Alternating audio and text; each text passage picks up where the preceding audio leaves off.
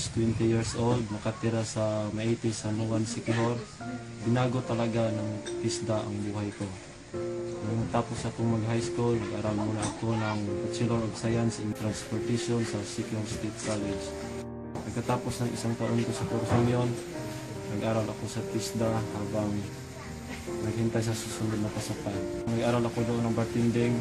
Gustuhan ko yun at naisipan ko na uminto na lang sa pag-aaral ng Bachelor of Science in Transportation sa SEC. Kumuha ako ng kursong commercial cooking at sinundan ng bread and pastry. Nag-aral din ako ng housekeeping pero hindi ko yun natapos kasi nag-duty na ako sa Bohol. Noon, umuwi ako sa Siquijor at nag-apply ako sa munisipyo bilang tagapagwalis ng kapapila. Sikap ko at sa awa ng Diyos, nakapagtayo ako ng sariling negosyo at ito ang White Food Court. Ako si Brian Oges sa TISDA, sumaya ang buhay ko. Buhay nyo, sasaya rin sa TISDA.